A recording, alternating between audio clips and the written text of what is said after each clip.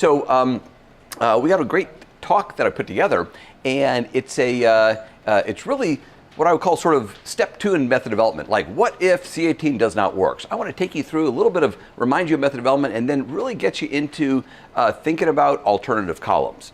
C18 is by far the #1 column out there.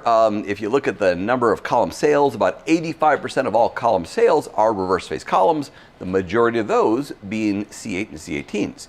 So it's a fantastic column. It usually works, but what do we do when it doesn't? And that's sort of the theme of this talk.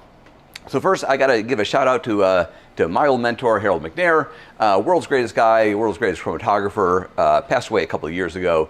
But he taught me and a bunch of us chromatography, and our job is to go out and teach the rest of you guys. So that's sort of the, McNair, besides being the greatest chromatographer, he started the 2 biggest GC companies in the world. He did that before he turned 35 years old. He also put 2 GC mass specs on Mars, and pretty cool guy, pretty impressive guy. So let's jump into some LC stuff. And I always say that HPLC is the world's most powerful separation tool.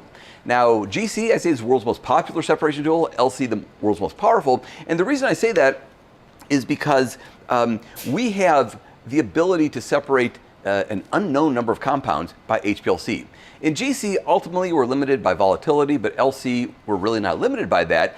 And in LC, I describe GC as a 2-dimensional separation, whereas where we get to the HPLC, we're in the 3 dimensions. So we have that extra dimension to help us do the really difficult separations.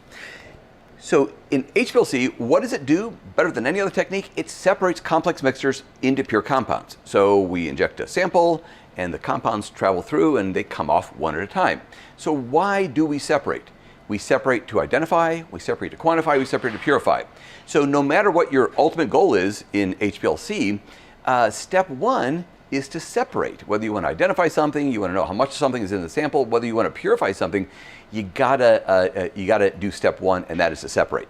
Most people think this is really complicated because they think, oh my gosh, HPLC has so many variables. We got column length and particle size and flow rate and temperatures, and how do I make sense out of all of it? But it turns out that there's only 3 things that can affect your separation. And you are in charge of all 3. So let me show you what they are. Let me prove to you that you're in charge of them. And then we're going to sort of jump into the what to do if the simple stuff does not work. Okay, so we have this master resolution equation. It describes everything in HPLC, GC, SFC, reverse phase, normal phase. It is the fundamental equation. And the cool thing is it's always correct. In other words, if you put in the correct 3 terms, I guarantee that you will get a separation. So the only 3 things you need are capacity, selectivity, and efficiency. So first, a set of rules. We want resolution to be at least 1.5. That is the sort of mathematical definition of good resolution. So in HPLC, we're scientists. We put numbers on things. We don't say a separation is sort of good, really good, very good.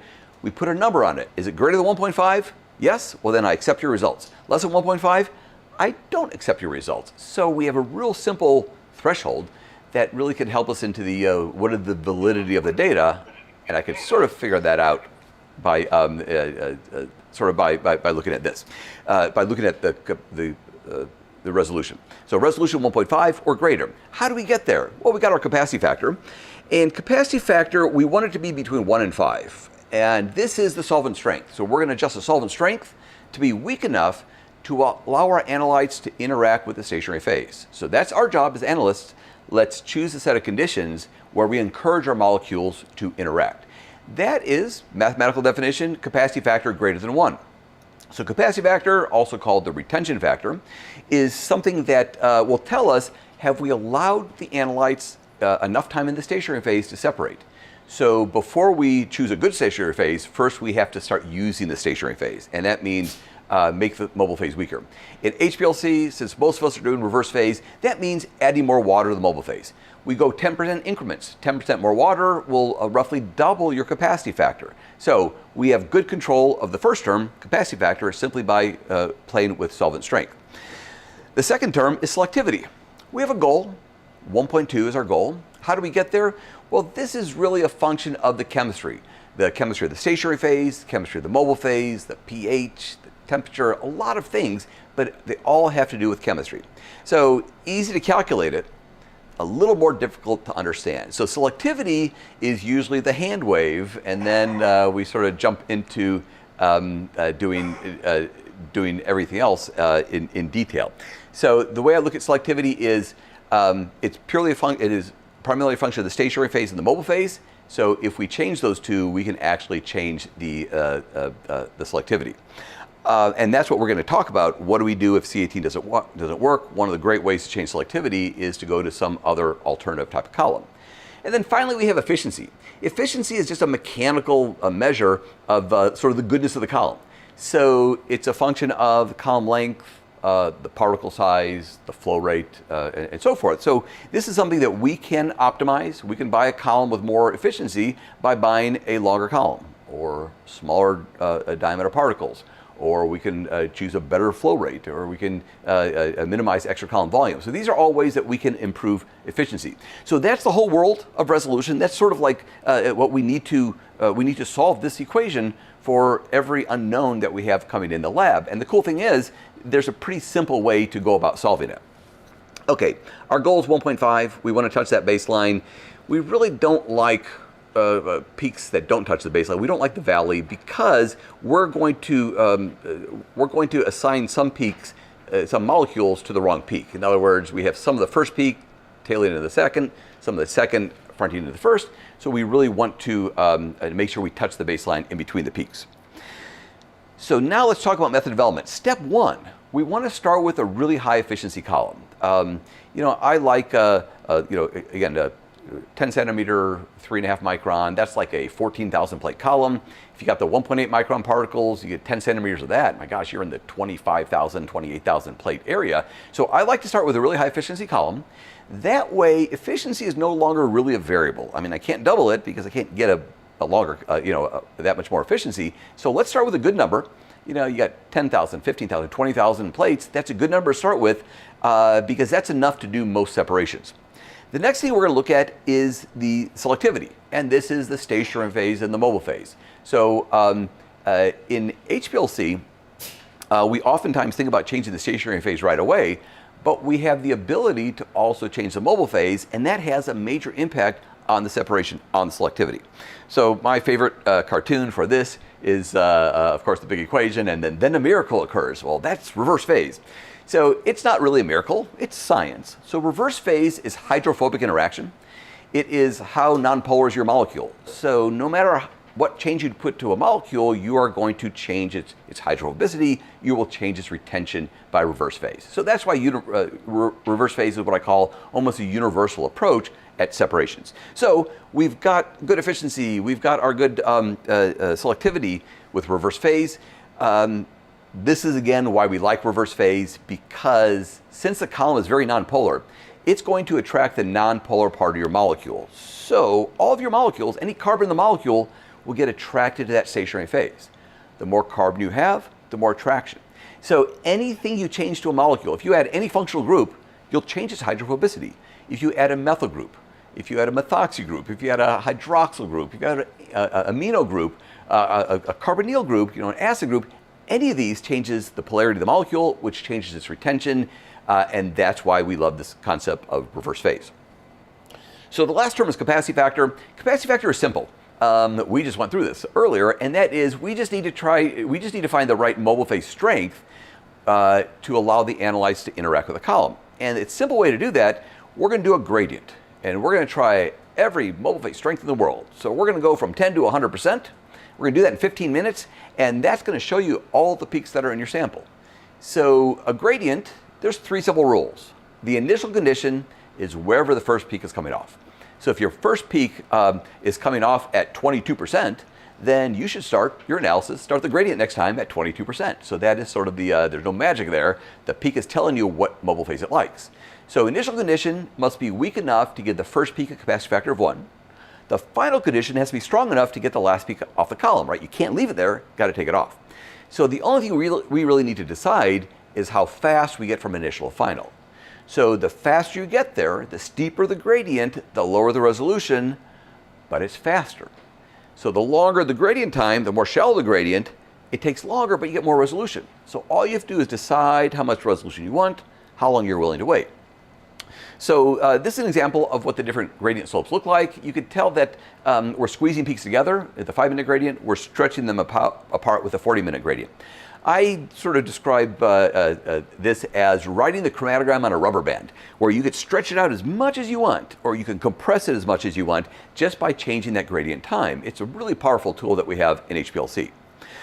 So this is an unknown, and we run it typically 10 to 100%. We see 5 peaks. We see plenty of extra resolution in between the peaks. So we're just going to go to a much steeper gradient. So instead of a 15-minute gradient, we'll try a 5-minute or a 2-minute or a 1-minute. And we keep going until we get the separation, until we get the resolution we want. So this example, this is a real sample that we run here in the lab that, let's say there's a bunch of people in this lab who are about to receive this sample as an unknown, so they should be paying attention right now. So this is a 25-minute run, and if you keep playing with that gradient time and do it right, yes, you can get it down to a half-minute run.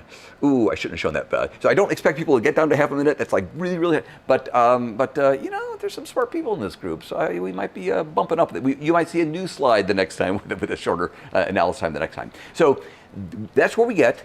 If you just follow my simple steps of method development, you do a good gradient on a good base activated column, 10 to 100%, boom, it solves your problems running a C18 column. But what if it doesn't work? I always say this is sort of like 85% of the problems we'll solve by doing this. But that means 15% of the people are left out. Their problems are not solved. So how do we deal with that? So now it's time to look at a little more difficult level of method development. So this is my own nomenclature. No one else uses this nomenclature, but I say there's 3 levels of method development. Level 1 is what I just told you. You have a sample on one good base activated column, wide gradient, that's going to work for you. It usually works. If it doesn't, why doesn't it work? There's math here. The reason is it doesn't work. You got good capacity factor, you got good efficiency, it means you don't have the right selectivity. So now it's time to change the chemistry. So we are going to, the first thing that I say is, let's change the mobile phase. It's the easiest thing to do. It has an impact on the separation. I'll admit the stationary phase chemistry has bigger impact, but the mobile phase chemistry is a lot easier to do. So if you do your first set of runs with acetonitrile, simply switch to methanol, do it again. And I bet it's going to work. If you're using methanol, switch to acetonitrile. If you're using both, switch to THF, and one of those is likely to work because we are changing the one thing that's wrong. We're changing your selectivity, and by changing it, the way I feel is if you got no selectivity, you're at the bottom of the valley. You know, anything you do is got to be better. Then we get to level 3 of method development, and that's what we're about to enter. And that to me says, you've tried all the simple stuff, you've tried all the different solvents, and it still doesn't work, time to change the stationary phase. I look at this as experimental design. I want 3 different stationary phases, and I want to run them with 3 different mobile phases and really generate a lot of data before I make the next decision. So this is something that it's fun. It's a talk I've given a million times. It gets good, people seem to like it, but I always stop there, like, oh, and if it doesn't work for you, try a different column. But now it's time to talk about those different columns. So thanks to my friends at MacMod and ACE for providing some slides. And as I was putting together these talks, I'm looking at some great work that was out there. I was like, oh, I like that slide. So thanks to my MacMod buddies for getting me these.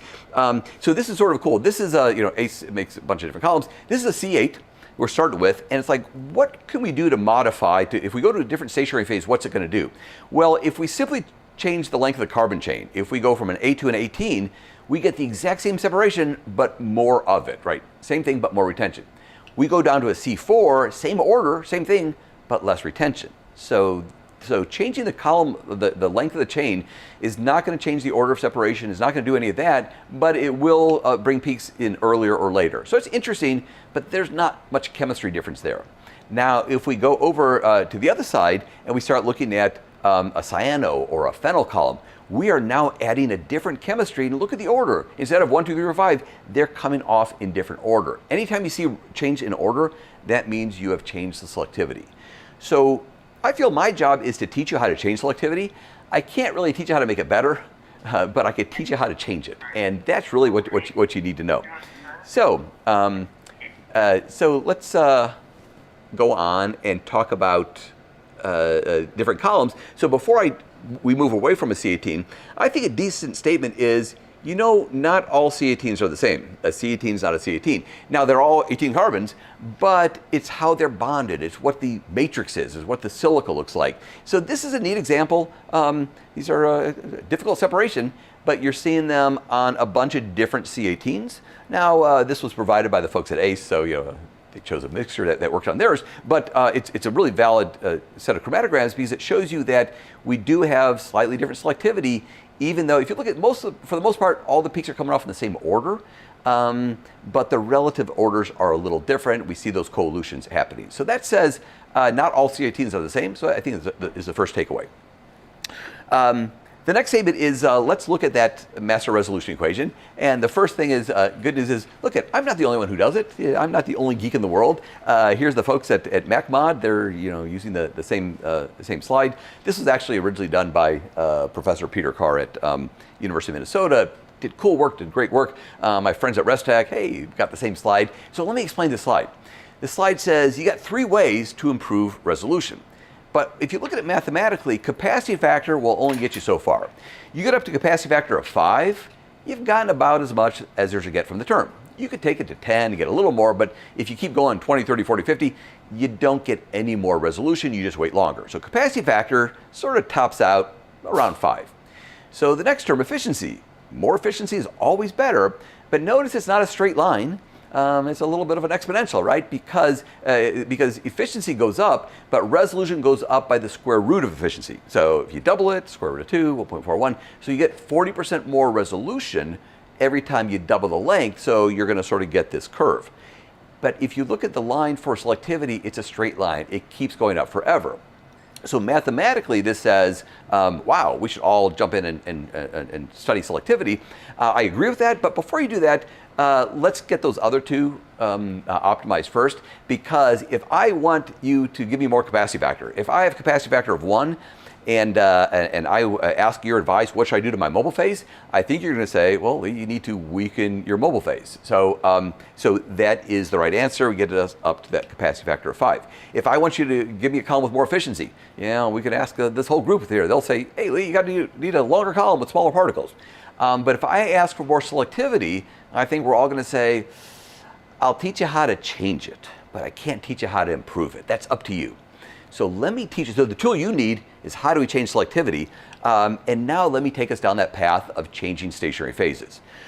So before we do that, I think this math is sort of cool. These are just mathematical simulations, but I think it gets you to understand the importance of each term. So here's the separation we have. Resolution 1.8, about 10,000 plates. So you can tell we just sort of put the equation together and came up with a number. 1.8, it's good. So what if we double the plates? What if I get a column twice as long or half the particle size? I got 20,000 plates. That makes it better. It goes from 1.8 to 2.6. Okay, 40% improvement, right? We double the length, we go up by the square root of 2. Fantastic. How about my capacity factor? Well, if I improve capacity factor, now in all honesty, this starts at 4, so it's already really good, and goes from 4 to 8 and says, yeah, it helps a little bit, 1.8 to 2.0, but not really going out there and pulling things apart. So if we then look at playing with selectivity, even if we change selectivity by a little bit, 1.1 to 1.2, we see a huge improvement in the resolution. So by looking at this, it sort of says, okay, we should spend some time understanding selectivity and figuring out how to change it, because there is a lot of bang for the buck there. So now let's look at different the ideas of different things that affect selectivity. This is a great chart because it says isocratically, the number one thing that affects your selectivity is your stationary phase. Second thing is the mobile phase, blah, blah. When you're doing a gradient, it's all of those plus the gradient shape, right, the steepness of the curve. So let's first look at stationary phases. The first thing we're always going to try is going to be a C18. So I thought, what kind of probe, what kind of mix can we use? Cannabinoids are difficult to separate. I think it's CBD and CBG that are challenging. So I thought, hey, we got a mix here that we have problem separating. Actually, we have a lot of problems separating these. So I thought this would be a good one to play with. So the first thing we're going to do, we're going to inject those 5 compounds onto a really good C18. This is Eclipse Plus from Agilent, my favorite column. Works great, but in this case, I see 4 peaks, but I really don't see 5. Well, I see a split peak up front. So this doesn't have the selectivity. that peak, that split peak, is reasonably well retained. It's got a good capacity factor. So I didn't measure exactly, but it's probably sitting at a capacity factor of 3 or 4. So we've given it plenty of time, but we just don't have the right chemistry. Okay, so C18 doesn't seem to work. So now let's go down that path. So the first column we looked at is pentafluorophenol, and these are neat. These are a hot topic out there. And what we're doing here is we are modifying the chemistry of the column. So we still have those beautiful C18s hanging out there, but we have this pentafluorophenol with this electronegative sort of group hanging out there. And I think of this as, we're going to do interactions, those electronegativity kind of interactions. In this case, sounds cool, but doesn't do it for us. And in fact, now we only see 3 peaks. Remember, we're expecting 5. So we've gone from 4.5 down to 3. This is not a bad column. This is not a bad stationary phase. It is the wrong stationary phase for this application. Don't throw that column away. We're just going to use it for something else. So let's keep going. After these are the evospheres columns. So then we went to the C12. The C12, I think it's interesting. They make this instead of a C18. It's really similar, and the reason is you could put more C12s onto a column than you can C18s. It has to do with bonding density. C18s are very big. It's hard to fit 2 C18s next to each other. So by using C12s, they get more bonding density. Really nice column, beautiful peak shapes. This was probably my favorite peak shapes when I looked at it, but unfortunately there's only 4 peaks. We're looking for 5. That first peak is 2 peaks. It's CBD and CBG. They're co-eluting, like perfectly co-eluting. We have no difference at all in their retention, no hump or anything on the peak. So we keep going. So this, I really didn't expect this to work because the C18 didn't work, but it was worth trying. So then let's move on to a phenyl. So phenyl is neat because we now have that benzene ring. We've got pi electrons. We got dipole interaction, inducible dipole. We have the ability to interact with molecules differently. And different is the key word when it comes to selectivity. But it doesn't do it for us. Sounds cool, neat column, great column for a lot of stuff. In this one, doesn't seem to pull those 2 apart. Okay, we got more columns. We're not quitting. How about this one? If 1 benzene ring is good, 2 is better, right? My buddy, the Fagan brothers over at Macmod, I think that's one of their favorite statements. So I have this diphenyl. Well, I've got 2 benzene rings. In fact, they're floating out there, and they can float in 3-dimensional space, and they can interact with any plane of your molecule. But doesn't do it for us here. It's sort of neat. We're getting something, right? That first peak is broad because we're starting to resolve them, but clearly nothing that we're going to write home about. Okay, we're not going to quit. We go to the next one, and oh my gosh, that's an amide column, and boom, it worked. So this is just we didn't go try and optimize things. We just sort of did the first kind of run, gave good conditions that it should have separated. So in each one of those, we did it the same with this one, and the first run, boom, just those first 2 peaks just fell apart. Beautiful example of where selectivity changes things. Now this is an amide column. This is one of my favorite alternative columns. My favorite column is a C18, base activated C18, but when it doesn't work, I really like to go to this column because this is what we call a polar embedded phase. They call it an amide. You go polar embedded. It means we take that C18 and down near the bottom, we stick in a polar group, an amide or a carbamate. That allows the C18 to stand up straight in pure water. And that is really cool. We could do reverse phase, even starting at 0% acetonitrile, and it's still a C18, so we can still go up to 100% acetonitrile. So I love the amide phases. I find that this is a great example. It's really meant for high water content for very polar things, but I always say, it's a polar entity on that column. It's going to do some polar interaction, and in this case, it was enough to separate the first 2 peaks. So I think it's sort of a good example of let's try different columns and let's see which one has the right selectivity. So if we go back to that slide that talked about, hey, what affects selectivity? Number 1, absolute column is the biggest effect. But the second effect, the second biggest, is the mobile phase. So I think back to Lloyd Snyder, one of the great theoreticians in HPLC, and Lloyd Snyder taught us that different solvents solvate differently. So methanol is a proton donor, proton acceptor. Acetonitrile has got that triple bond hanging out there. THF is totally different than the other ones. So he said, if you change the mobile phase, the chemistry of the mobile phase, you're actually changing the selectivity. So let's take a look at different mobile phases. So everything we've run so far has been methanol. I start with methanol, then I move to acetonitrile if methanol doesn't work. Why? Methanol's a lot cheaper. I just bought it $100 a case at VWR. So thank you, VWR. So it's a high-grade methanol. Acetonitrile is about $600 and up a case. So I start with methanol, and if it doesn't work, I try acetonitrile. So in this example, we started with our pentaphenyl. Remember the one we all made fun of that looked really funny? We only got 3 peaks. Oh my gosh, we actually get 5 peaks. So acetonitrile is stronger than methanol. In this case, it looks like a lot stronger. So we should go back and adjust conditions and play a little bit. So again, we didn't do any optimization, but very first run with acetonitrile, boom, we see the 5th peak. That's real. That's, so I would say, if you try methanol first and move to acetonitrile, I'd be tempted to do that before I change the column. But let's keep going. Let's compare some other ones. So was our C12, beautiful peaks. And all of a sudden, 4 beautiful peaks turns into 5 beautiful peaks. Yeah, great separation, beautiful peak shapes. I'm sort of hot on this one. I'm not giving that column back. We got these someone loaned us these columns, but they may not. You're not gonna see this one back. I'm gonna play with this one more. So looks really cool. Just by going to acetonitrile, got that selectivity. Let's go on and look at the phenyl column. And the phenyl, all of a sudden it starts working. It's amazing that acetonitrile seemed to make every one of these better. Well, almost every one of them better. But here we get our 5 peaks by looking at using the phenyl group, using those pi electrons. The biphenyl, okay, if 1 is good, 2 is better. Well, maybe 2 is not always better, but it's interesting, very different selectivity. Worth pursuing, worth playing with this column, but we've seen so many beautiful ones already that this one's going to be way down on the list. And then we get to my favorite, I should say my favorite alternative column, the amide column. Unfortunately, acetonitrile made this one a little worse. I don't know, not much, but a little worse. But that's real. So when you change selectivity, that's why I keep saying change. I cannot teach you how to make it better, because if you make it better for one set of peaks, like if you see peaks 3 and 4, they got better with acetonitrile. But peaks 1 and 2, selectivity got worse with acetonitrile. So that's the reality. When you change the selectivity, you are changing selectivity. It could go up, it could go down, and every pair of peaks is different.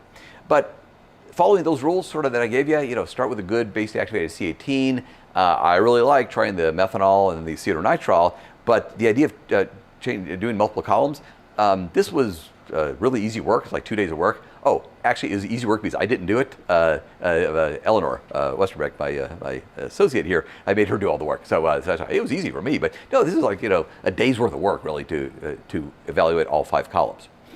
Okay, so thank you for joining me. Thanks for showing up for this webinar.